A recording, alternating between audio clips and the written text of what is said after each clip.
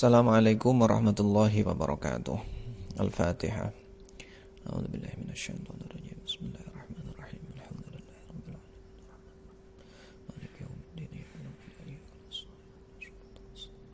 Shiratal ladzina an'amta 'alaihim ghairil maghdubi 'alaihim waladdallin. Amin. Alhamdulillah wa syukurillah wassalatu wassalamu ala Rasulillah la haula wala quwwata illa billah. Para mahasiswa, para pendengar dan pemirsa sekalian yang dimuliakan oleh Allah Subhanahu wa taala. Alhamdulillah wa syukurillah. Kali ini kita masih diberikan kesehatan, kesempatan, kekuatan sehingga masih bisa melanjutkan puasa kita. Alhamdulillah kita sudah jalan 10 hari. Kita masih bisa melanjutkan tarawih kita dan melaksanakan berbagai macam aktivitas positif di bulan Ramadan. Meskipun kita beribadah dari rumah, semoga ini tidak mengurangi semangat dan kekhusyuan kita dalam mengisi bulan Ramadan dengan kegiatan-kegiatan ibadah. Kita lanjutkan kajian kita tentang pendidikan anak dalam Islam. Minggu lalu kita telah membicarakan tentang pernikahan dan hubungannya dengan pendidikan. Nah, kita ada di subtema tentang pernikahan sebagai fitrah kemanusiaan. Minggu yang lalu sudah kita bahas dengan panjang lebar bahwa pernikahan merupakan kebutuhan dasar manusia yang tidak bisa dihindari, yang tidak bisa disangkal. Sehingga Islam sebagai agama yang hanif, agama yang lurus dan agama yang samhah, yang toleran, ini mengakomodir kebutuhan itu dengan menganjurkan umatnya untuk menikah dan melarang atau menolak sikap hidup rohbaniyah. Sikap hidup rohbaniyah itu sikap hidup yang mengucilkan diri untuk memfokuskan diri agar bisa beribadah kepada Tuhan. Tidak menikah, tidak makan enak, jauh dari keramaian dan lain sebagainya.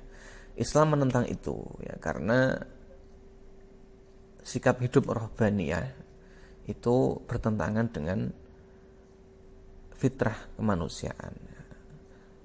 Bahasa Jeparanya rohbaniyah itu monastisisme. Monastisisme itu konsep di agama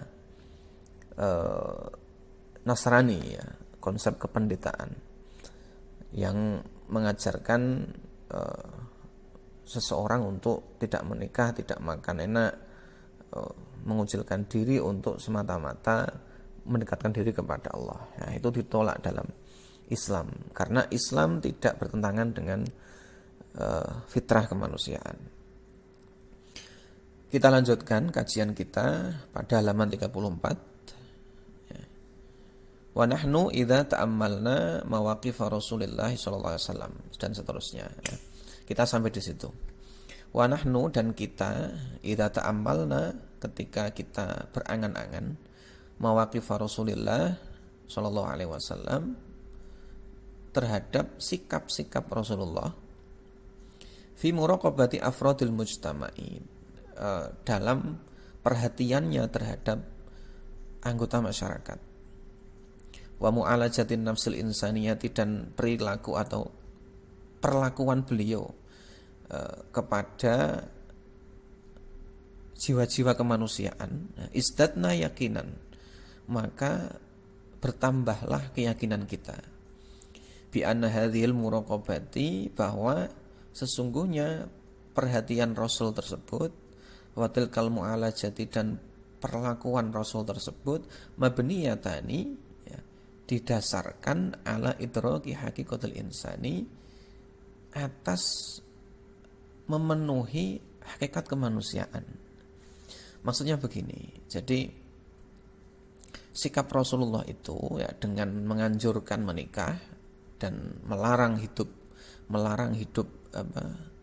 menjadi pendeta atau rohbaniyah itu adalah bukti bahwa itu terbangun ya, atas dasar upaya memenuhi hakikat kemanusiaan.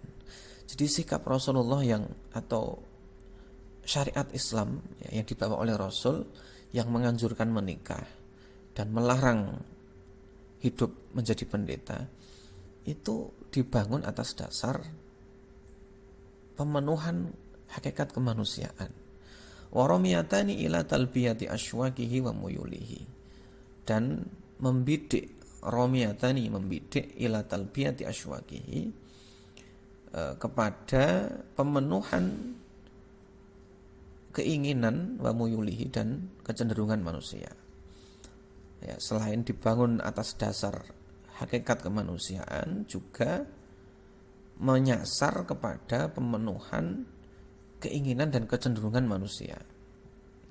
Hatta la yatajawaza ayyu fardin, sehingga la yatajawaza tidak melampaui ayyu fardin, setiap orang fil mujtama'i dalam sebuah komunitas, hududa fitratihi, kepada batas-batas fitrahnya ya, sehingga tidak ada seorang pun yang melampaui batas-batas fitrahnya.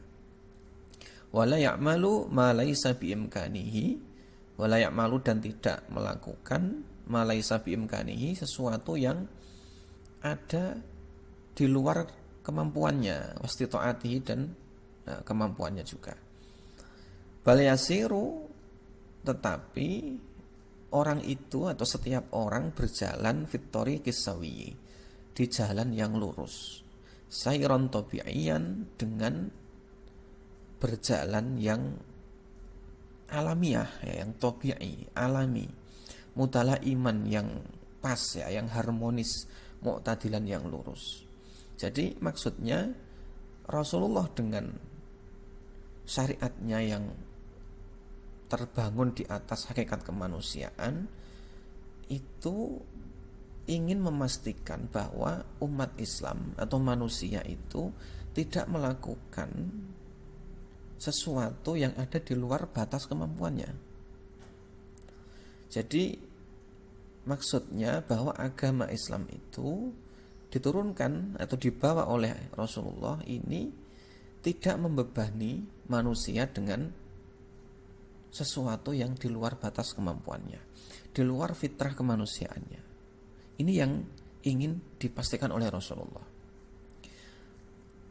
Sehingga yang dimaksudkan dengan syariat Islam itu bahwa semua umat Islam itu berjalan menuju kepada Allah ya, berjalan di jalan syariat itu dengan cara yang alamiah, sesuai dengan kodratnya, yang pas, yang sesuai, yang harmonis, yang lurus ya, tidak menyimpang dari fitrahnya sebagai manusia.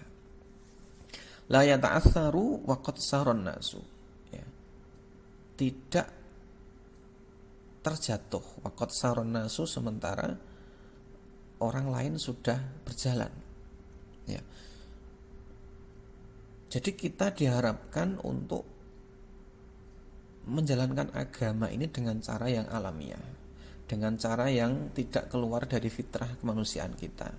Karena kalau tidak begitu, kita nanti akan jatuh.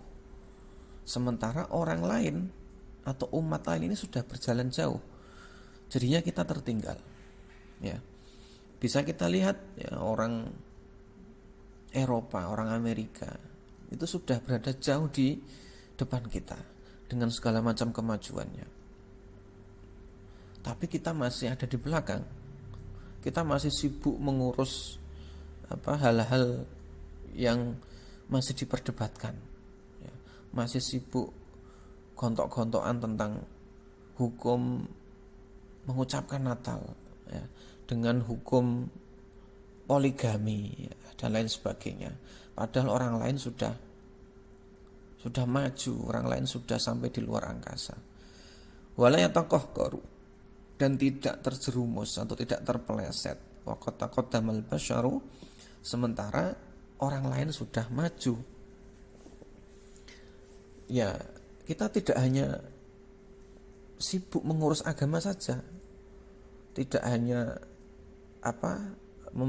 memfokuskan diri kepada agama kita saja, yang itu nanti justru akan memberatkan diri kita sebagai manusia. Nah, sementara orang lain ini sudah maju, ya. Orang Rusia, orang Amerika ini sudah mikir bagaimana caranya nanti hidup di luar angkasa ketika bumi sudah tidak lagi bisa ditinggali. Sementara kita masih sibuk ngurus hukumnya ini haram, hukumnya ini halal, dan lain sebagainya. Kita tidak pernah berpikir untuk maju melampaui mereka. Ya. Orang-orang Eropa itu sibuk mencari dari mana asal manusia. Ya. Siapa manusia pertama itu? Apakah manusia memang berasal dari kera? Sementara kita tidak ada dari kita yang meneliti itu. Ya. Sementara orang Eropa ya, bahkan sudah bisa menciptakan manusia tanpa proses reproduksi seperti kita. Ya. Mereka sudah tahu segalanya dan kita masih tahu tentang hukum Islam saja. Ya. Ini yang dimaksudkan oleh pengarang bahwa kita tidak boleh memberatkan diri dengan fokus di situ saja. Tapi kita juga harus tetap berjalan dengan jalan yang sesuai fitrah kita, sehingga kita tidak ketinggalan dengan umat lain. Wala yata'afu waqad qawiya abnaul haya, dan kita tidak lemah sementara abnaul haya atau orang-orang itu sudah menjadi kuat. Ya. Fitratallahi allati fataran nas 'alaiha. Fitrah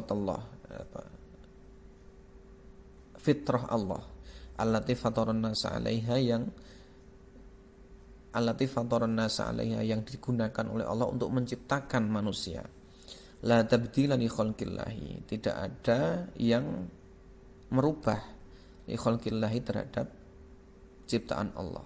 Dzalikat dinu, itu adalah agama al-qayyimu yang lurus. Walakin aktsarun nasi la ya'lamun, tetapi kebanyakan orang tidak tahu. Nah, di sini pengarang mengutip surat Ar-Rum ayat 30 ya, yang mengatakan bahwa Allah menciptakan manusia dalam fitrah, ya, dalam keadaan fitrah Allah yang diciptakan untuk manusia, ya. Dan itu tidak bisa dirubah, tidak boleh dirubah. Nah, kata fitrah di sini kalau kita merujuk pada tafsir Al-Qurtubi, itu maknanya ada dua. Ada yang memaknai fitrah sebagai agama, ya, agama Allah, ya. Maka kalau ini maknanya agama, berarti fitrah di sini berarti manusia pada dasarnya adalah beragama, ya. Manusia itu agamanya Islam, ya, karena fitrah di sini diartikan dengan agama Islam. Tapi ada ulama yang mengatakan bahwa fitrah itu maknanya adalah bid'ah atau penciptaan, ya, kondisi penciptaan, ya, bawaan manusia itu. Jadi manusia itu diciptakan dengan membawa berbagai macam kelebihan dan kekurangan. Jadi itulah yang dimaksud fitrah menurut pendapat kedua. Nah, kalau kita bawa ke dalam ayat ini bahwa fitrah Allah atau fitrah Allah yang diberikan kepada manusia itu tidak bisa dirubah. Manusia ya memang begitu, punya kelebihan dan punya kekurangan. Dan agama yang lurus adalah agama yang sesuai dengan fitrah manusia. Ini maksud dari ayat itu kalau kita maknai dengan makna yang kedua, bahwa fitrah adalah penciptaan manusia atau kondisi penciptaan manusia. Wa ilaikum, dan ikutilah hadzal mauqifa, sikap ini min Rasulullah sallallahu alaihi wasallam, dari Rasulullah sallallahu alaihi wasallam. fahuwa yu'addu min a'zamil mawaqifi al-islahiyati. Sikap itu, sikap Rasulullah itu adalah sikap yang agung. Salah satu atau termasuk dari sifat-sifat atau sikap-sikap yang agung dalam rangka memperbaiki, dalam rangka perbaikan dan pendidikan. Fi mu'alajatit tabai, dalam memperlakukan watak-watak manusia asal biati yang negatif, wa fahmi hakikatul insani, dan memahami hakikat kemanusiaan.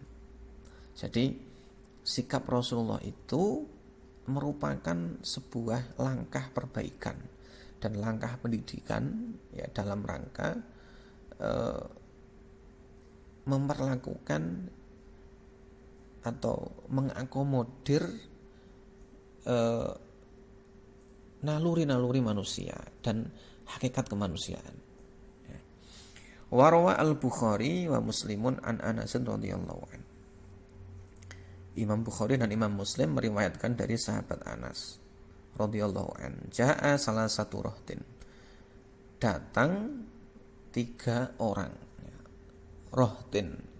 Kata rohtin itu makna aslinya adalah hitungan dari 3 sampai 10, itu kata rohtin.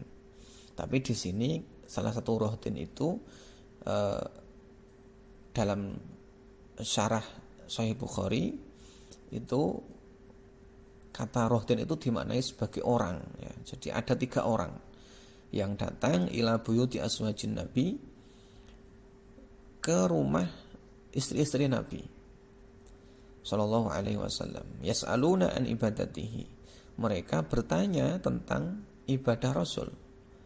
Falamma ukhbiru, maka ketika mereka dikasih tahu, ka'annahum taqalluha, mereka seakan-akan menganggapnya sedikit, ya. Taqalluha dari kata qalil, dari kata qalla. Ay wajaduha qalilatan, mereka ternyata menemukan bahwa ibadah Rasulullah itu sedikit, gitu. Faqalu, maka kemudian mereka berkata di antara mereka, wa aina nahnu minan nabi sallallahu alaihi wasallam. Nah, mereka terkejut, mereka heran, kemudian mereka saling berkata, terus kita ini gimana, begitu. Kalau dinisbatkan kepada Rasulullah itu kita ada di mana, begitu. Qad ghufira lahu ma taqaddama min dzambihi wa ma ta'akhkhara. Sementara Rasulullah itu dosanya sudah diampuni, baik yang sudah maupun yang akan datang. Ya, Rasulullah ibadahnya sedikit itu wajar, gitu. Karena Rasulullah sudah diampuni dosa-dosanya, gitu. Ya, maksudnya Rasulullah tidak punya dosa, bukan kemudian Rasulullah itu punya dosa kemudian diampuni, bukan begitu. Tapi maksudnya Rasul tidak punya dosa. Wa qala ahaduhum, salah satu dari mereka berkata, amma ana fa inni usolli laila abada. Saya ini sholat malam terus. Wa qala akhar, yang lain juga berkata, ana asumud dahra wala uftiru. Kalau saya puasa terus selama setahun, tidak pernah mokel, ya, tidak pernah batal. Wa qala akhar, dan yang ketiga juga mengatakan ana a'tazilun nisa. Kalau saya menghindari wanita. Fala atazawwaju abadan, maka saya tidak akan menikah. Ya, mereka berbisik-bisik, atau mereka ngobrol di antara satu sama lain. Kemudian faja'a Rasulullah, maka Rasulullah datang sallallahu alaihi wasallam. Faqala, maka Rasulullah berkata, antumul ladzina qultum kadza wa kadza. Nah, apakah kamu yang mengatakan begini dan begitu? Amma wallahi innil akhsyakum lillah. ama wallahi, ingat ya. ama ingat, wallahi demi Allah, innil akhsyakum lillah, saya itu orang yang paling takut kepada Allah di antara kalian. Wa atqakum lahu, dan saya adalah orang yang paling bertakwa kepada Allah di antara kalian. Lakinni asumu wa aftiru, tetapi saya juga puasa, saya juga tidak puasa. Wa usolli wa arkutu, saya sholat tapi saya juga tidur. Wa atazawwajun nisa, dan saya juga menikah. Faman raghiba an sunnati falaysa minni, maka barang siapa yang tidak mengikuti perilaku saya, maka bukan termasuk golongan saya. Itu kata Rasulullah. Jadi ini hadis ini jelas ya, mengatakan bahwa beribadah atau beragama itu santai saja ya, biasa saja, woles saja, tidak perlu ngoyo ya, tidak perlu memberatkan diri. Karena justru memberatkan diri itu tidak diajarkan oleh Rasulullah orang yang paling bertakwa, orang yang paling takut kepada Allah. Beliau kadang puasa, kadang tidak puasa. Beliau juga sholat malam ya, tapi tidak terus menerus sholat. Beliau juga tidur, meskipun sholat malam itu wajib bagi Rasul. Ya, ini keistimewaan Rasul. Jadi salah satu keistimewaan Rasul atau khususnya Rasulullah bahwa tahajud atau qiyamul lail itu sifatnya wajib bagi Nabi. Tapi bukan berarti Nabi sepanjang malam itu sholat terus. Beliau juga tidur, meskipun itu kewajiban. Nah, ini khususnya Nabi yang berat di situ. Dan itu tidak mungkin kita tiru ya, sulit untuk kita tiru.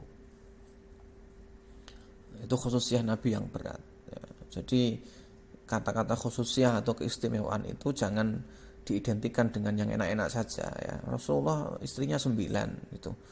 Rasulullah kalau megang istrinya tidak batal itu. Jangan yang dibawa ke situ saja ya. Jangan diidentikan dengan yang mudah-mudah saja. Rasulullah juga keistimewaan itu juga ada yang berat. Contohnya itu, tahajud itu wajib bagi seorang Rasul. Tapi meskipun itu wajib, Rasulullah juga tidur, tidak lantas sepanjang malam itu sholat terus. Wa atazawwajun nisa, Rasulullah juga menikah. Ya, artinya bahwa beragama itu yang biasa saja ya. Yang biasa saja. Ya seperti yang dilakukan oleh Rasul itu. Rasul itu seorang Rasul tapi juga manusia yang tidak kehilangan fitrah kemanusiaannya. Sebagai manusia, Rasulullah juga memenuhi kebutuhannya sebagai manusia. Rasulullah juga makan, juga minum. Makan yang enak juga beliau mau. Juga beliau menggauli istrinya, punya anak. Beliau juga tidur. Dan itu kebutuhan manusia yang tidak bisa kita tolak ya. Itu yang tidak bisa kita elakkan. Artinya bahwa kebutuhan manusia itu tidak perlu kita hindari untuk mengabdi kepada Allah. Jadi kita mengabdi kepada Allah, tapi sebagai abdi kita juga tetap memenuhi kebutuhan kita sebagai manusia. Allah menghendaki itu. Allah menghendaki bahwa kita beribadah kepadanya, kita mengabdi kepadanya tanpa mengesampingkan fitrah kita sebagai manusia. Itu maksudnya hadis ini. Jadi apa yang dicontohkan oleh Rasulullah itu adalah ajaran agama yang moderat. Ini salah satu makna moderat dalam Islam ya. Bahwa moderat itu ya, atau di tengah-tengah itu tidak terlalu ekstrim dalam beribadah, tapi juga tidak terlalu menyepelekan ibadah. Ya, artinya kita beribadah dengan sungguh-sungguh, tapi kita juga tetap mengakomodir ya, memenuhi kebutuhan kita sebagai manusia. Ini yang dicontohkan oleh Rasulullah sebagai salah satu wujud ajaran Islam yang moderat. Famin hadhihin nususi, maka dari sekian naskah atau sekian teks ya, yatabayyanu likulli dhi aqlin wa basiratin, menjadi jelas bagi setiap orang yang memiliki akal ya, likulli dhi aqlin, bagi setiap yang memiliki akal, wa basiratin, dan mata hati. Basirah itu artinya mata hati. Kalau basar itu penglihatan mata kepala, basirah itu penglihatan dengan mata hati. Anna zawaja, sesungguhnya pernikahan ya, atau berpasang-pasangan fil islami, dalam Islam, fitratun insaniyah, adalah fitrah kemanusiaan. Jadi jelas bahwa pernikahan mengapa diatur dalam Islam? Ya karena pernikahan adalah fitrah kemanusiaan, dan agama Islam ya itu agama yang diciptakan untuk manusia, untuk mengatur kehidupan manusia. Kenapa mengapa demikian? Liyahmilal muslimu fi nafsihi, agar umat Islam mampu membawa fi nafsihi, dalam dirinya, amanatal mas'uliyati, amanah tanggung jawab, al-kubro, yang besar, yaitu jahaman lahu fi unukihi, haqqut tarbiyah wa riayah, kepada orang ya, tujahaman ya, kepada orang, lahu fi unukihi, yang baginya, bagi orang tersebut ya, bagi orang Islam, bagi orang tersebut, fi unukihi, di dalam atau di atas pundak atau di atas leher umat Islam itu, haqqut tarbiyati wa riayati, hak tarbiyah dan pemeliharaan. Maksudnya begini, jadi dalam Islam pernikahan itu adalah fitrah kemanusiaan. Supaya apa? Supaya umat Islam ini mampu menciptakan generasi ya, atau mencetak generasi yang nanti akan dididik dan dipelihara, sehingga menjadi generasi yang sebagaimana dibanggakan oleh Rasulullah ya. Rasulullah dalam hadisnya pernah mengatakan ya, tanakahu tanasalu fa inni mubahin bikumul umam ya, menikahlah kalian, kemudian beranak pinaklah kalian ya, fa inni mubahin bikumul umama yaumil qiyamah, karena aku nanti akan membanggakan kalian di hari kiamat ya. Maksudnya ini, jadi membanggakan umat di sini tidak hanya dengan berketurunan saja, tetapi juga dengan tarbiyah wa riayah, dengan pendidikan dan pemeliharaan. Nah, jadi maksudnya kita agar menikah, kemudian berketurunan, dan kita mendidik keturunan kita itu sehingga menjadi generasi yang bisa dibanggakan oleh Rasulullah. Hinama yulabbi nida ahadil fitrah, ketika umat Islam memenuhi panggilan fitrah tersebut. Wa yastajibu li aswaqi hadhil ghoriza, dan menjawab tuntutan naluri tersebut.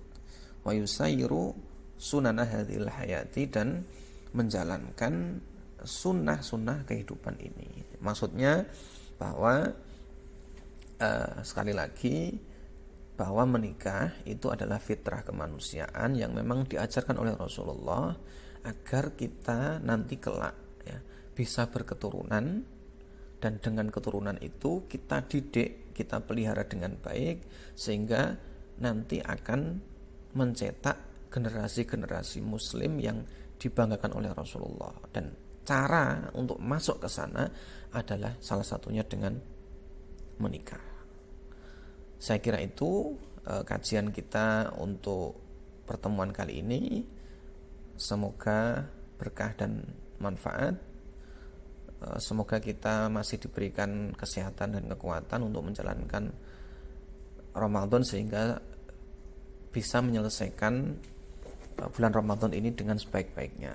Nah, kita lanjutkan di pertemuan yang akan datang. Kita bahas, kita kaji pelan-pelan sehingga tidak usah terburu-buru. Yang penting kita bisa istiqomah melakukan kajian ini dan mengambil hikmah dari pelajaran-pelajaran yang ada dalam buku tersebut. Sekian dan terima kasih. Wallahul muwaffiq ila aqwamit thoriq. Assalamualaikum warahmatullahi wabarakatuh.